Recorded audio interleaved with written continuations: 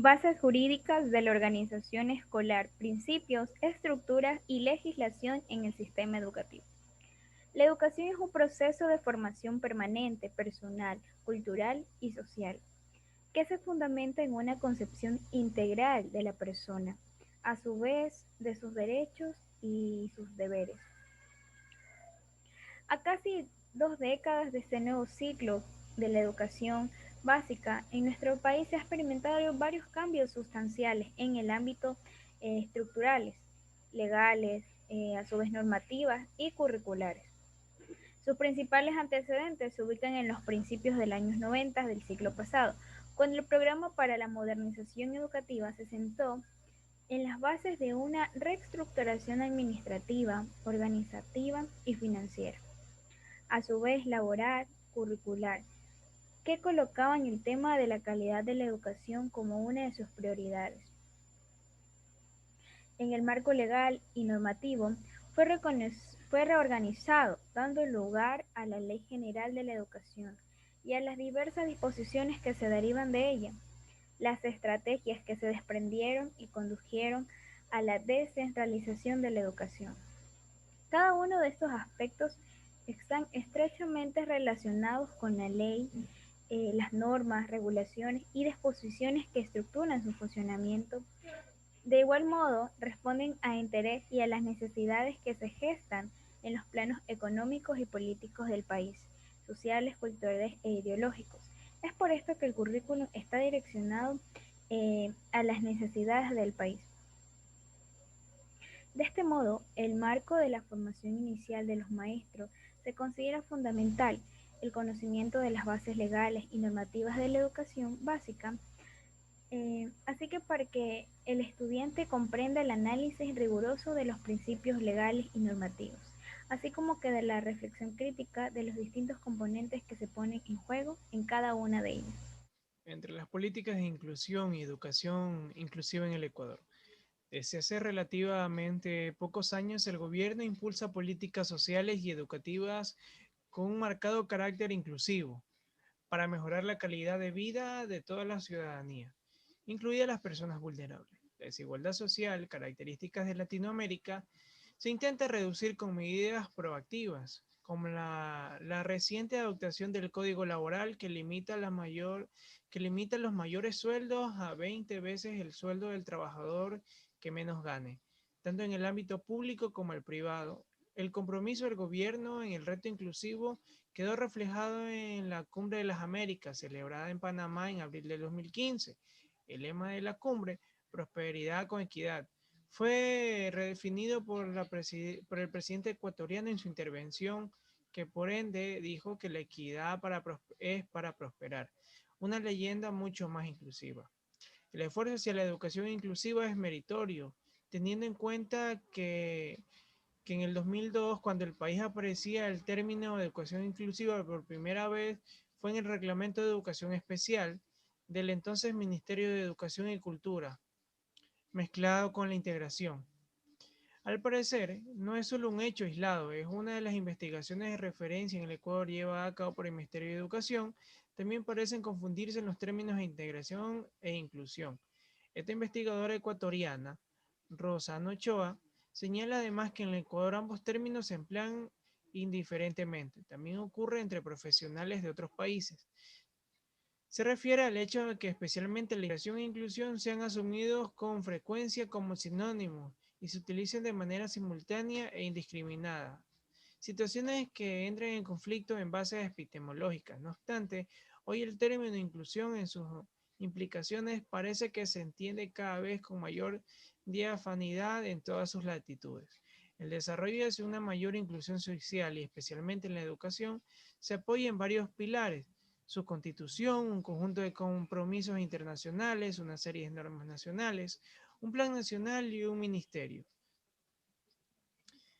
La Constitución de la República del Ecuador, en la constituyente del 2008, podría calificarse en su conjunto como una constitución inclusiva. En ella se hace varias referencias importantes a las personas con discapacidad. Se les califica junto a otros grupos vulnerables como el grupo de atención prioritaria. Además, en el artículo 47 se expresa que el Estado garantizará políticas de prevención de las discapacidades y de manera en conjunta con la sociedad y la familia.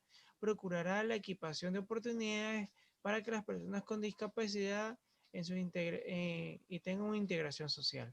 Entre otros derechos, se reconoce a estas personas a la atención especializada de las entidades públicas y privadas que presten servicios de salud, a medicamentos de forma gratuita y a la rehabilitación integral y a la asistencia permanente, lo que incluyen ayudas técnicas, a rebajas en los servicios públicos y privados de transporte y espectáculos, a exoneraciones en el régimen tributario, el trabajo en condiciones de desigualdad y oportunidades. Además, este artículo alude específicamente al derecho de una educación dentro de la educación regular en establecimientos accesibles y con becas, que desarrolle sus potencialidades para su participación en igualdad de condiciones. Excluye expresamente la atención psicológica gratuita para todas las personas con discapacidad y sus familias, especialmente para personas con discapacidades intelectuales. La eliminación de todas las barreras arquitectónicas, el acceso de forma alternativa de comunicación, entre ellos los lenguajes de señas para personas sordas, el oralismo y el sistema braille. Bueno, a continuación vamos a hablarle acerca de los fundamentos y orientación de la política del sistema educativo ecuatoriano. En este caso nos vamos a basar al Plan Decenal de Educación del Ecuador en el año 2006 al 2015. También en el Ministerio de Educación y Cultura 2006. Apoyando en el Plan del Buen Vivir, busca comprometer a los políticos educativos a medio o largo plazo a todo el país. Para ello también apela a un lema motivador: educación, compromiso de todos para cambiar la historia. La razón por la que intentan despertar y promover esta suerte. Además, anteriormente se veía que había una mala situación en la realidad socioeducativa del país, de la que es plenamente consciente.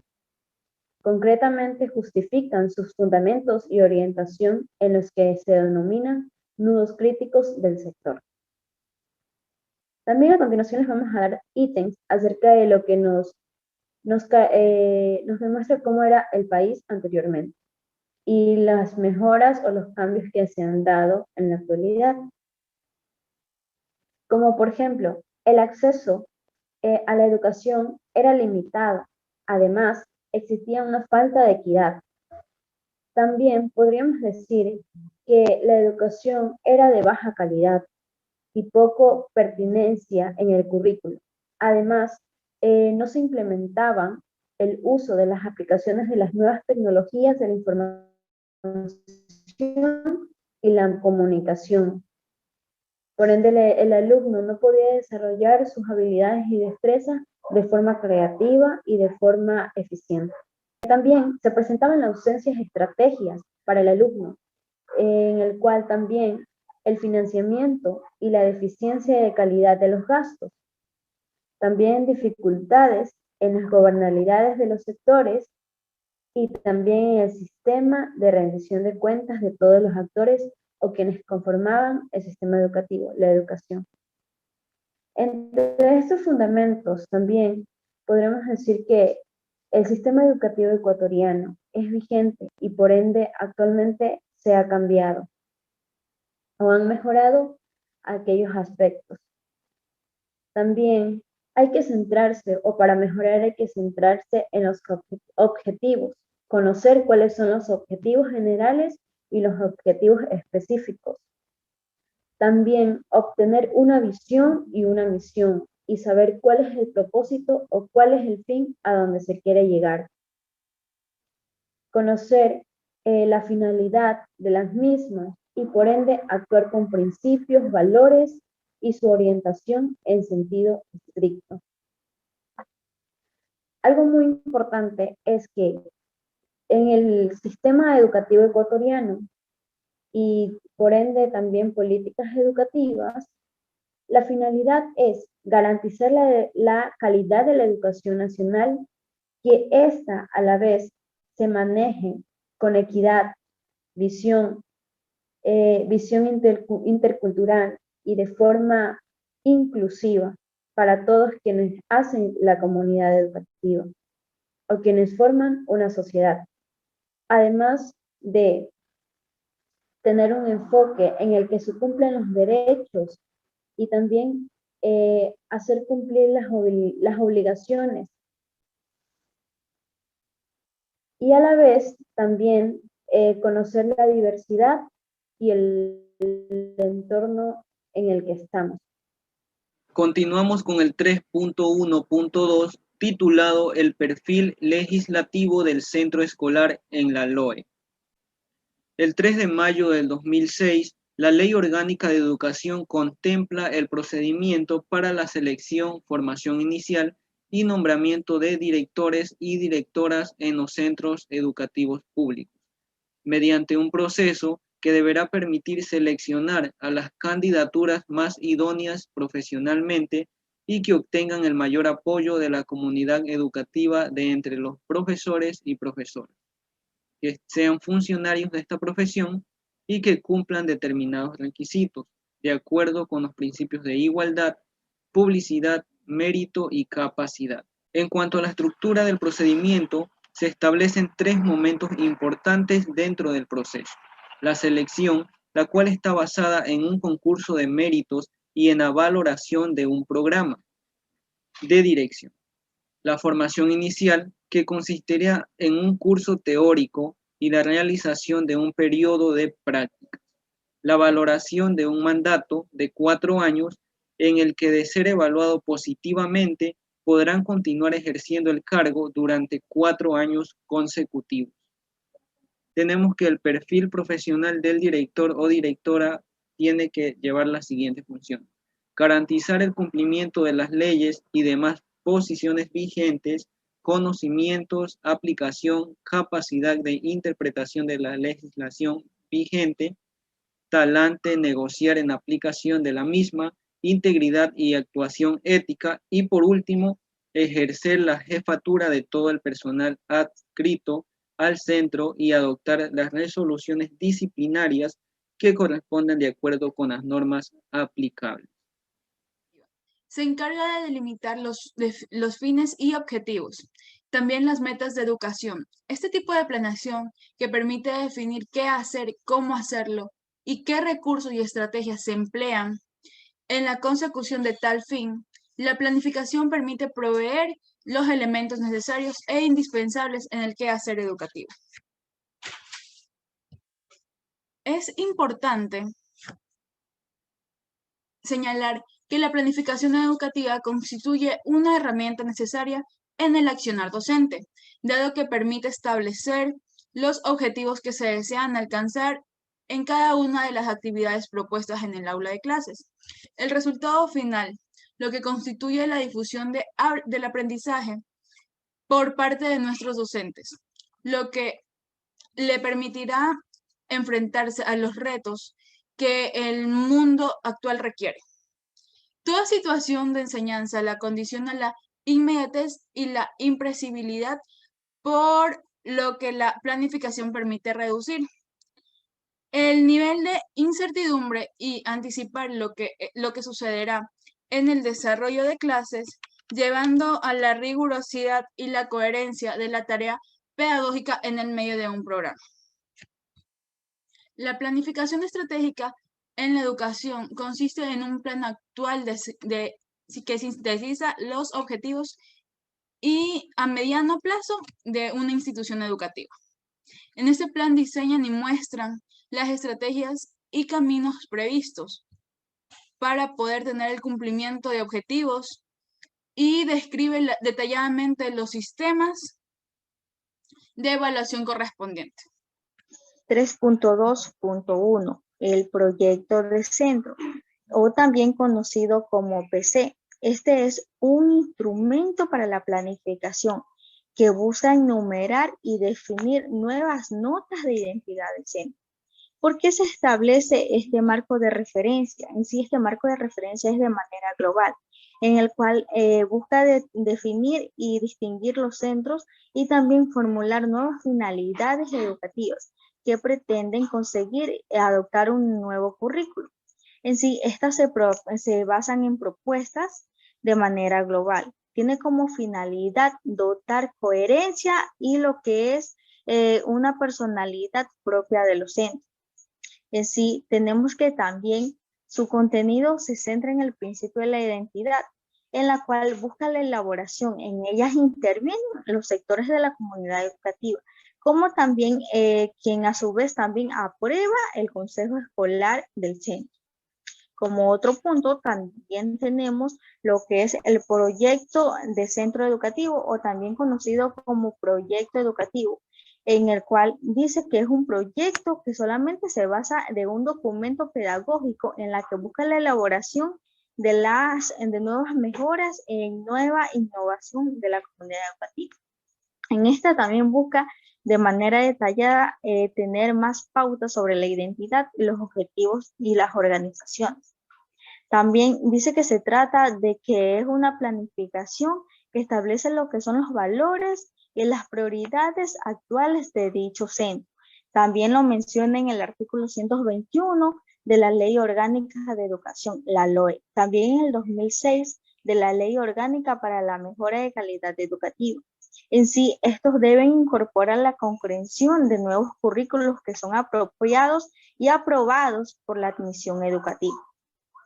¿Por qué es importante? Es importante este proyecto de centro, ya que es un nuevo funcionamiento y de manera interna de la institución o del colegio, en la que busca nuevas funciones y nuevas mejoras en aquellas personas, también en la relación de dicha organización, en cual estas se basan en que el estudiantado conozca sus nuevas ramas, sus nuevas raíces, y también conozca parte de su identidad.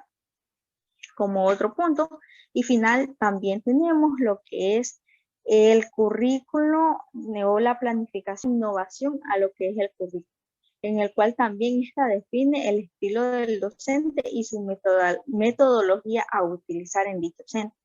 Montero en 1996 define como un patrón común en el cual busca la coherencia de estas y que a su vez estén diseñadas por un equipo educativo. También debemos demostrar de que este establece también orientaciones concretas para diversos ámbitos. No solamente busca resolver nuevas identidades y buscar también lo que es de manera detallada de dónde provienen, sino también buscar nuevas metodologías y nuevas evaluaciones. También esto también hace parte de los contenidos y los objetivos a tener en cuenta también de dicho instituto. Seguimos con la planificación del centro educativo. La planificación en la educación consiste en un plan, el cual sistematiza los objetivos a mediano plazo de la institución o centro educativo. Asimismo, en el plan se diseña y se muestran las estrategias y caminos previstos para el cumplimiento de objetivos y describe detalladamente los sistemas de evaluación correspondientes.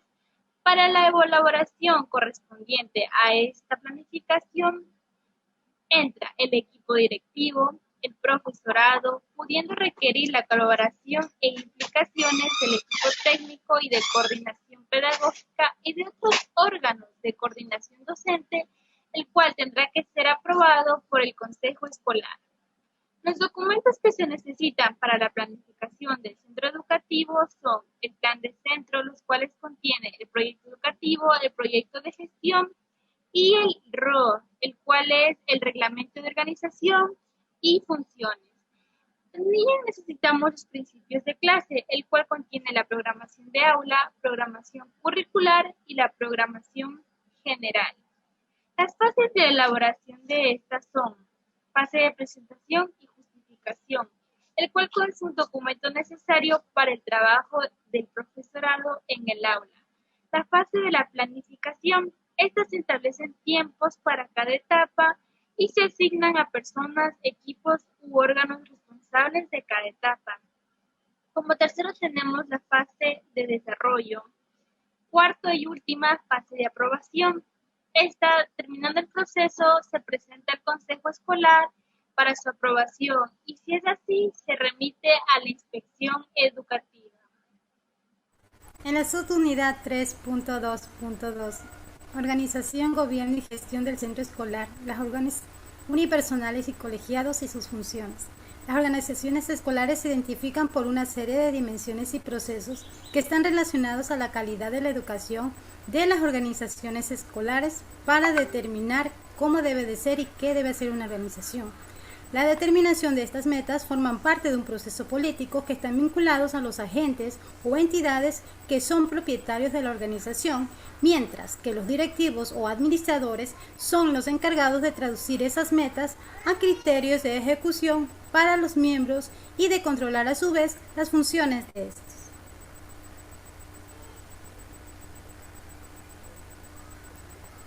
Dentro de las organizaciones de los centros educativos pudimos conocer que esto se refiere a la interrelación de todos los elementos y factores incluidos de manera especial. Los humanos, proporcionando normas para armonizar ambientes, locales, instrumentos, materiales, a fin de que la orientación pedagógica y didáctica sean eficaces, ya que porque estamos hablando de un sistema que, como todos los demás, en la dirección tiene una base objetiva y una concreción subjetiva.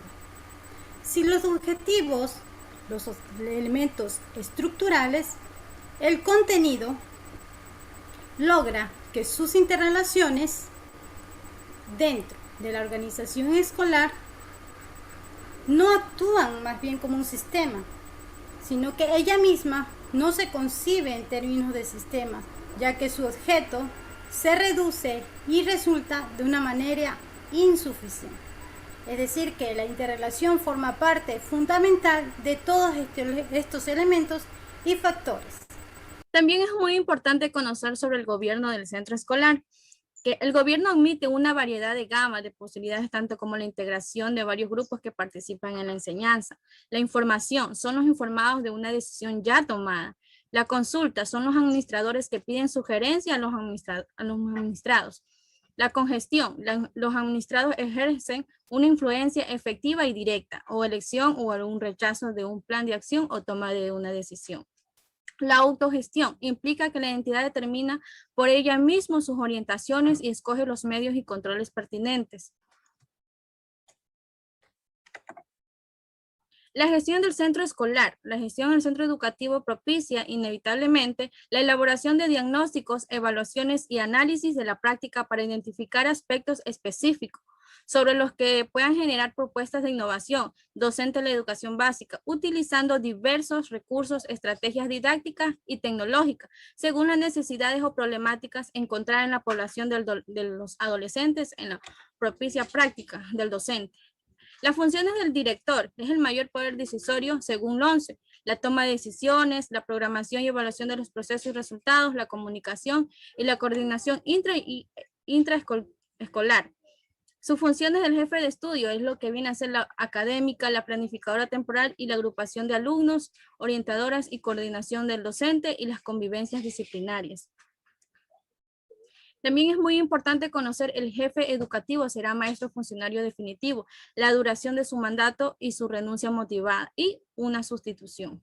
Legislación, la documentación administrativa y académica, las funciones y custodia y organización de recursos y medios didácticos, la gestión económica y la información y atención al público. En cuanto a los órganos y sus funciones colegiados, contamos con un consejo escolar en el cual tenemos el director, el cual será el presidente, el jefe de estudios, un concejal, un número de profesores elegidos por el claustro, un número de padres y alumnos elegidos respectivamente entre ellos, un representante personal de administración y el secretario, el cual tendrá varias funciones dentro de la misma. También ellos cuentan con funciones, competencias del consejo escolar. Entre estas están aprobar y evaluar proyectos, aprobar y evaluar la programación. Claustro de profesores, conocer las candidaturas de la dirección, participar en la selección del director, decidir sobre la admisión de alumnos con sujeción y conocer la resolución de conflictos. Además, fijar las directrices para la colaboración. En cuanto al claustro, tenemos los órganos colegiados, en el cual es el órgano propio de la participación de profesores en el gobierno de centro y este tiene la responsabilidad de planificar, coordinar y informar.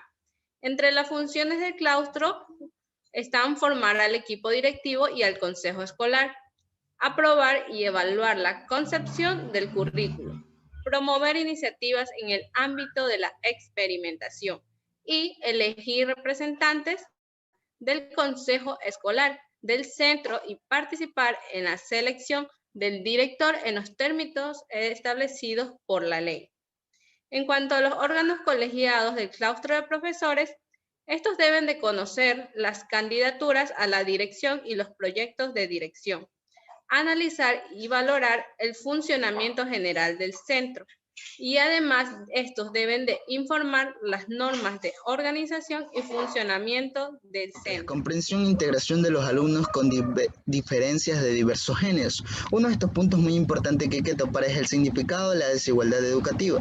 La desigualdad educativa bien consiste en las condiciones de géneros, la ubicación geográfica, la intersección social, la inserción laboral. Estas situaciones dan lugar a una desigualdad educativa. Dentro de esto, los estudios sobre la desigualdad educativa han puesto de relieve sus distintas acepciones, como lo menciona Martin en 1998, que esto permite una primera aproximación al problema. Se puede hablar de desigualdad de oportunidades cuando todos los alumnos tienen formal y legalmente las mismas oportunidades educativas, es cuando ya viene a ser una igualdad de oportunidades. También contamos con la selección de los indicadores de la desigualdad educativa. La principal función de los indicadores es ofrecer una información sintética, relevante y significativa sobre una parcela de la realidad. Detectar estos problemas y llamar la atención sobre lo que está sucediendo, menciona Tania en 1997. De ahí su importancia. De ahí la selección de estos mismos que permitirá describir y comprender esa realidad. No cabe duda, por tanto, que en un buen conjunto de indicadores que se proporciona como instrumento poderoso para ampliar el conocimiento en un ámbito determinado, es para orientar la toma de decisiones.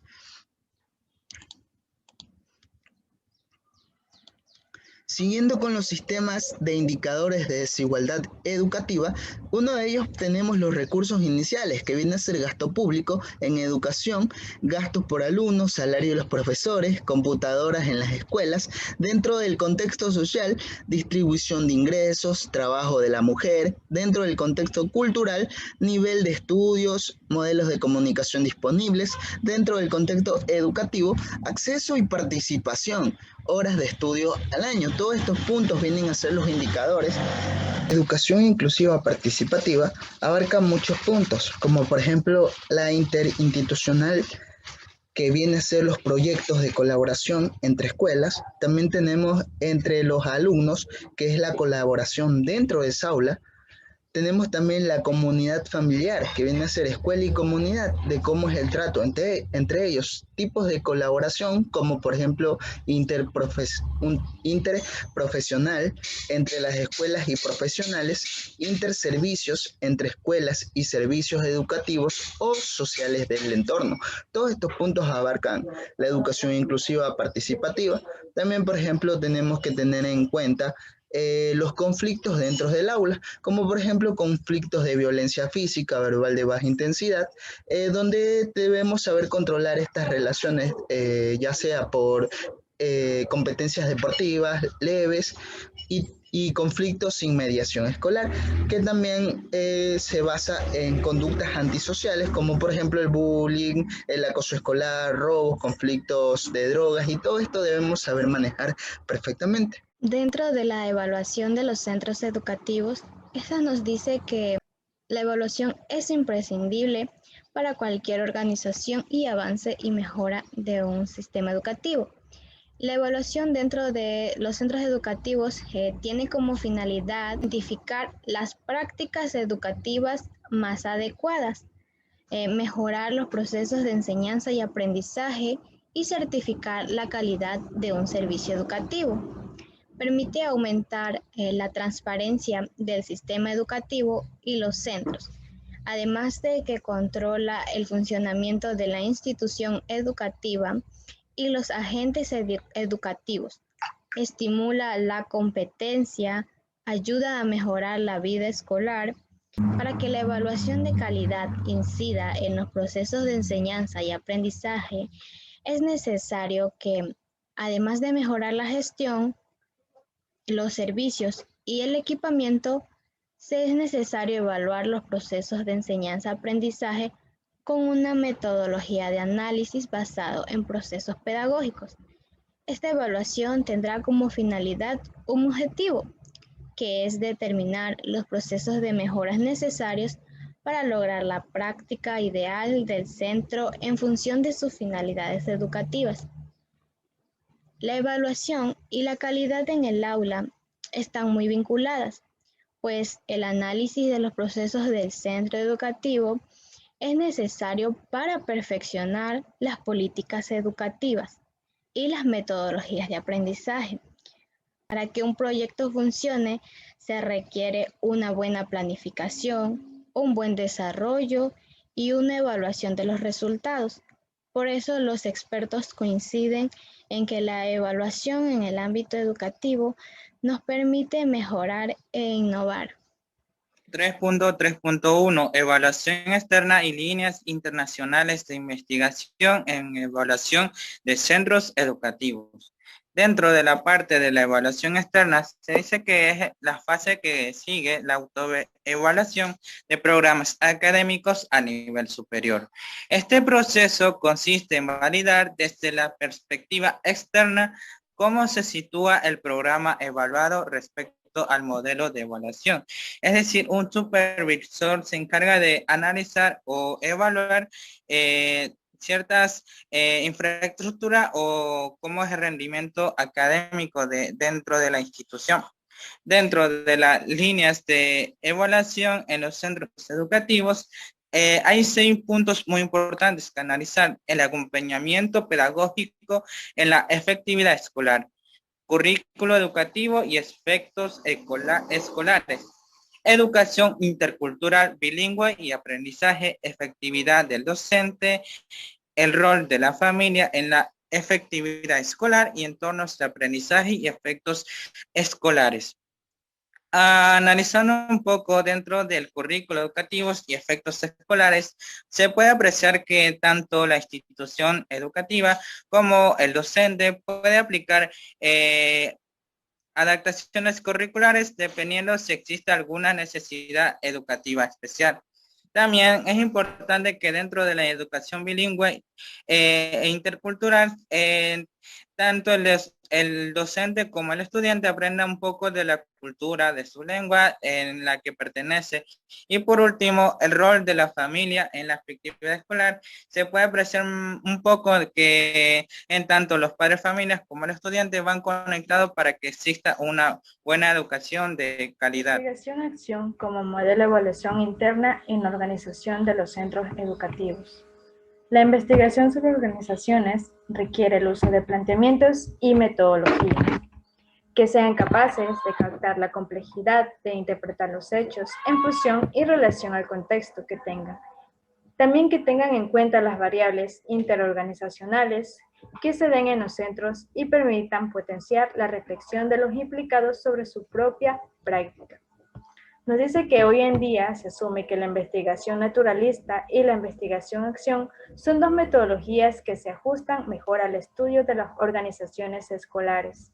La investigación-acción trata de superar el aislamiento tradicional del profesor, planteando la evolución, investigación e innovación de manera colectiva, y requiere algunas condiciones organizativas previas como la participación voluntaria en los procesos de investigación y el compromiso del equipo directivo en asumir las decisiones que estos grupos vayan tomando. La investigación-acción también se orienta más al análisis del proceso didáctico, ya que la evaluación interna ofrece una interpretación enriquecida basada en la percepción de las personas que trabajan en él. También nos dice que es una revisión constante, ya que es una manera eficaz de tener a la institución tensionada en el sentido proactivo. La evaluación interna tiene el propósito de fortalecer las competencias de los docentes, supervisores y asesores técnicos. con el fin de promover una gestión que coloque en el centro de las actividades del plantel y promover el aprendizaje de los alumnos para la mejora del servicio educativo a través del perfeccionamiento de la práctica docente profesional.